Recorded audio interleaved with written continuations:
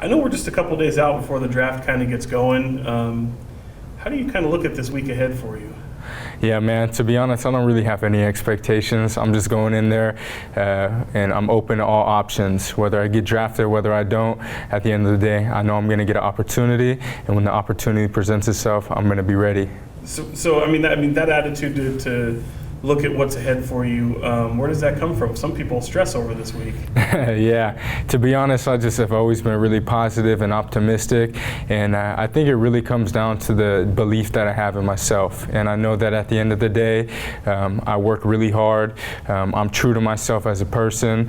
I know the ins and outs of what I do every single day in terms of training, my nutrition, how I work on my mindset, and I know that I'm putting myself in the best position, and I'm putting my foot forward. So whatever happens, and I'm just grateful that I'm in this position and have the opportunity to fulfill a childhood dream of playing in the NFL. It's kind of funny. I mean, just knowing your kind of background, and it seems like you've kind of had to overcome a lot of adversity just to get to this level. I mean, you go from high school then to AR and then to Cal. I mean, what's that whole process been like for you to just be where you are here today? Yeah, really, I mean, if you look at my shirt right here, it kind of exemplifies my football career. At a high school, I had no stars.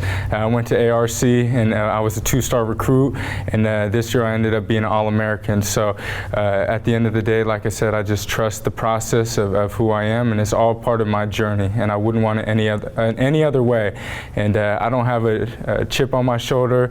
I'm not trying to prove anybody wrong. I'm just trying to prove myself right. When you come from this area, this Sacramento area that brings a lot of talent into the NFL and even the NBA and just a whole lot of professional sports, what's it like to just be from this area, being able to represent the 916 going forward? Oh yeah, man, I love the 916, man.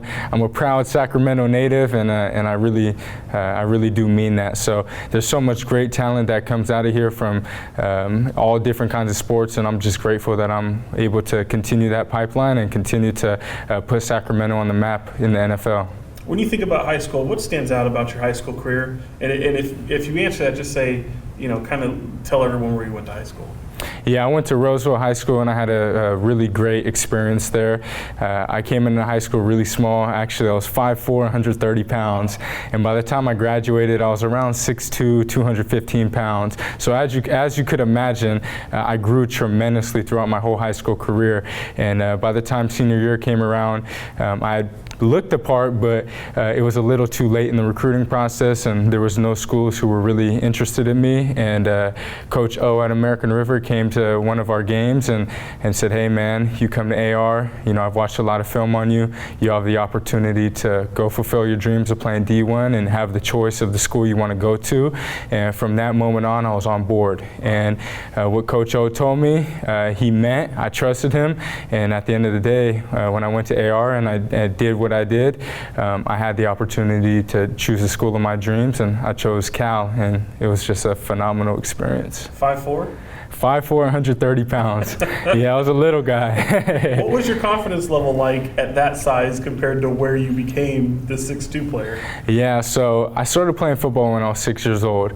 And from the very first time I started playing, my very first play I ever played, I scored a touchdown.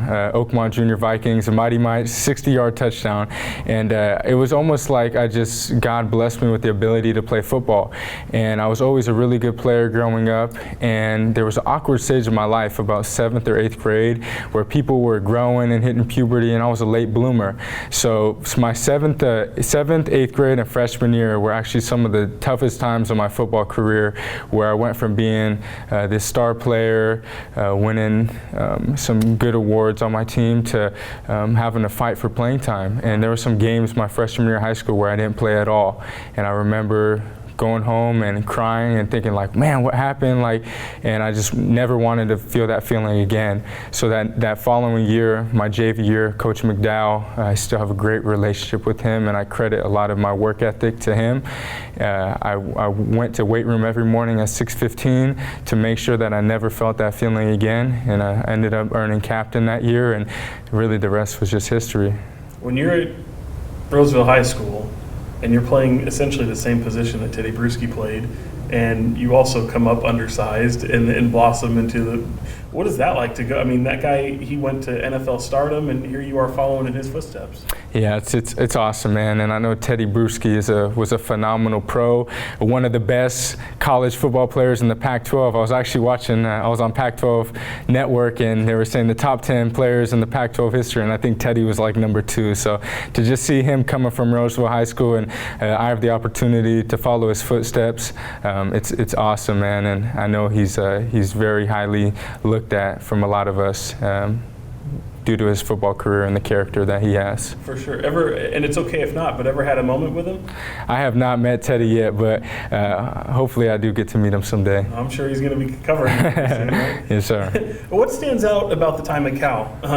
Once you go to AR and you make that leap to Cal, you've got such a finite, short amount of time to really make your mark, and you did that in a big way. Yeah, so I actually got to Cal, and I had 3 years of eligibility, and I got there in the summer. So my sophomore year, it was everything happened really quickly. I got there, fall camp started pretty much right away. I was trying to learn the playbook, but it was a little more complex, and it took me a little bit of time to get it, and I played sporadically during my sophomore year. I didn't start any games.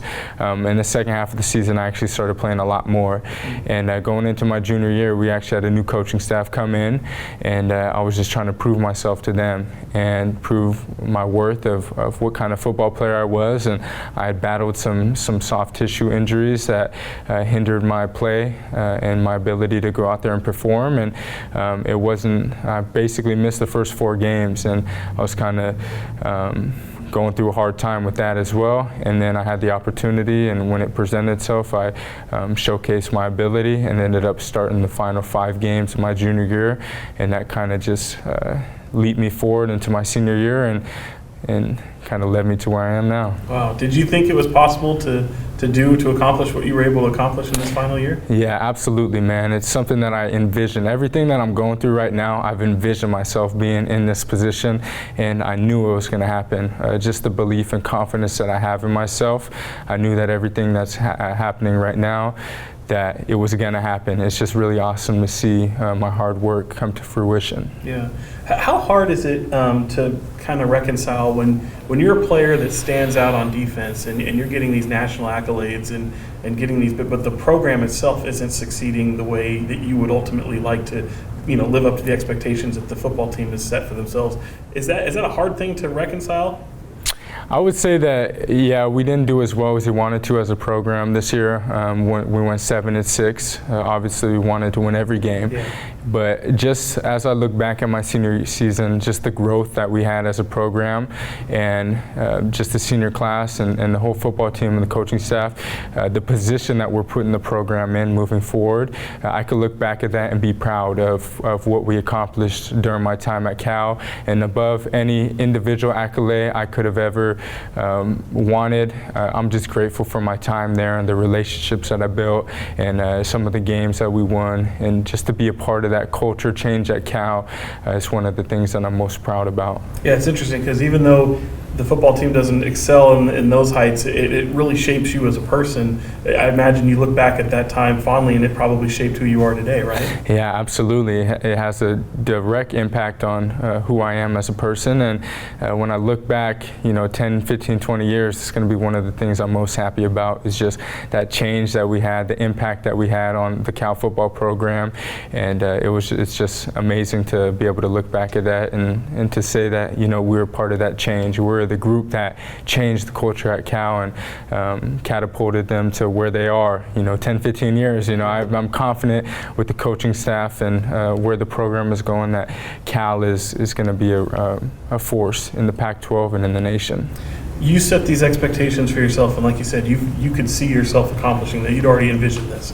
But when was that moment where all of a sudden maybe things just turned for you, even yourself, where you went, man, everything's kind of stacking up and lining up, and I'm actually seeing some of these goals come to fruition? Yeah, I would say that started in junior college. And my first season at AR, I ended up medical redshirting. I broke my hand the first game of the year, ended up sitting out the rest of the year. And I remember going into the spring, I just had this piece of binder paper that I ripped out of my notebook, and I just sat down and just visualized myself and how I wanted the season to go. And I wrote down a bunch of goals, and goals that if I would have shown anybody before the season, they probably would have laughed at me. And I showed a couple of people that I trusted, like, hey, like, you know, this is what I'm working towards, this is what I want to accomplish. And I kid you not, by the end of the season, I almost checked off every single one of those goals. And from that moment on, I knew the importance of working on my mindset, setting goals, envisioning them happening, and I think that just set me up for the rest of my life, really, because I know the power of it. And yeah. You still have that paper?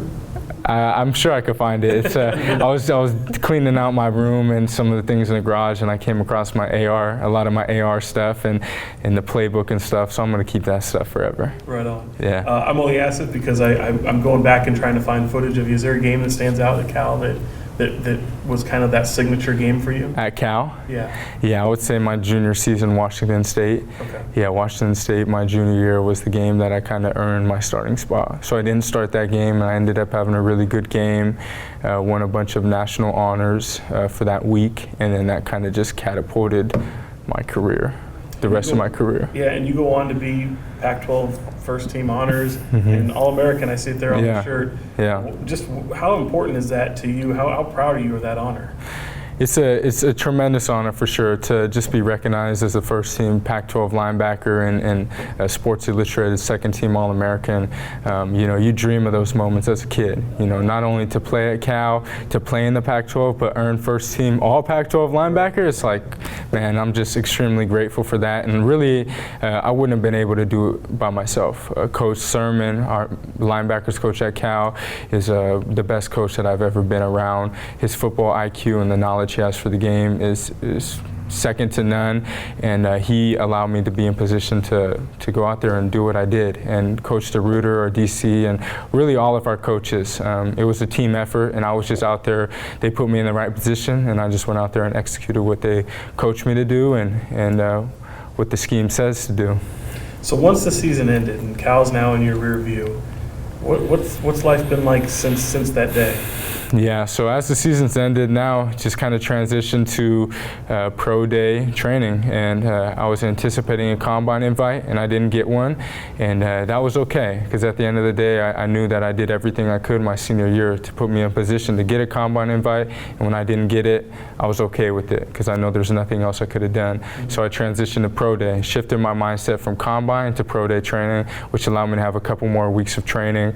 I was training in Carlsbad, California over at Exos, and just training for all the pro day stuff, the 40, the pro agility, the vertical, the bench press, all those things.